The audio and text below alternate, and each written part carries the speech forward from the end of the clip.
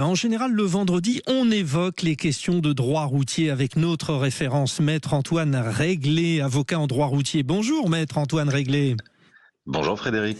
Merci d'être avec nous. Vous l'imaginez, on avait plein de questions, notamment liées à l'actualité, avec ce drame à Alès dans le Gard, le décès de 3 adolescents, avec consommation évidente de protoxyde d'azote. Vous nous confirmez, Antoine Réglet, qu'il n'y a aucune législation sur la conduite avec ce produit ?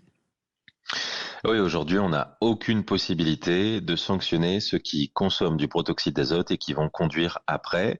Alors, il y a quelques lois qui existent sur la vente du protoxyde d'azote qu'on ne peut pas vendre à tout le monde, mais sur la conduite, aujourd'hui, il n'existe aucun moyen de prévenir et de sanctionner ce genre de comportement. Vous avez, vous, à titre personnel, analysé, étudié les dangers que représentait au volant la consommation d'un tel produit ? Et oui, parce qu'en tant qu'avocat des parents du jeune Mathis qui a été tué récemment à Lille dans un accident avec protoxyde d'azote, forcément c'est une question qu'on se pose. Et j'ai lu les scientifiques qui viennent nous dire les effets dévastateurs. Moi je savais que ça pouvait provoquer de la cécité, c'est-à-dire qu'on devenait temporairement aveugle. Ouais. J'ai vu des reportages avec des gamins et des gamines de 17 ans dans des centres de rééducation qui n'arrivaient plus à marcher. J'ai vu il y a quelques semaines à Roubaix une jeune gamine de 17 ans qu'on a retrouvée morte chez elle après qu'elle en a consommé. Donc, on parle de quelque chose, là, d'une substance qui est plus dangereuse que certaines drogues, comme le cannabis, par exemple. Bon, c'est édifiant, effectivement. Alors, Maître Réglet, vous avez des propositions à faire. Qu'est-ce que vous préconisez, justement, en la matière ?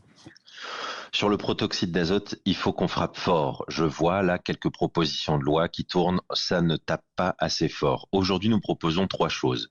1, il faut couper les circuits de distribution du protoxyde d'azote dans le grand public. Voilà, il y a certaines préfectures qui ont commencé à le faire, il faut continuer à le faire, c'est urgent. Faisons-le dès aujourd'hui. Deuxièmement, il faut réserver la détention et l'achat de ce protoxyde d'azote à des personnes spécialement autorisées. Je pense au milieu de la cuisine qui en a besoin, je pense au milieu médical. Autorisation professionnelle, carte d'identité pour acheter et détenir. Et si vous ne justifiez pas de cela et que vous en avez quand même, peine de prison, en tout cas théoriquement, une amende et surtout, et c'est ça qui va changer, des peines afférentes au permis de conduire, suspension, annulation, confiscation du véhicule automatique dès lors qu'on retrouverait du protoxyde d'azote dans la voiture. Ça, c'est un vrai changement par rapport aux propositions qui existent déjà. Voilà, c'est du concret. J'imagine que ce sera l'objet de votre rendez-vous au ministère. Vous le rappeliez, vous êtes l'avocat des parents du jeune Mathis qui est décédé.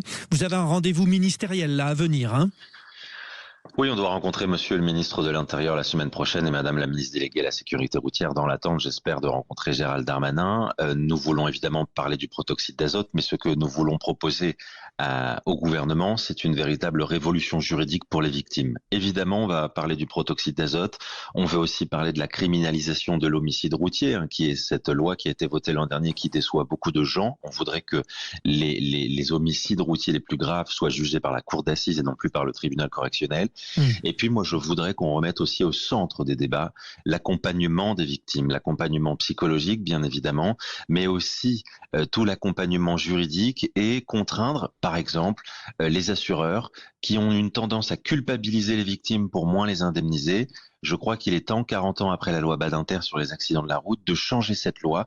C'est donc pas une petite loi qu'on vient changer, nous on veut faire la révolution pour les victimes. Ouais. Bon, c'est très clair. Merci beaucoup, Maître Antoine Réglet, avocat en droit routier. Bonne journée à vous pour Sud Radio. Et vous, c'est ça, on vous donne des solutions et des principes précis.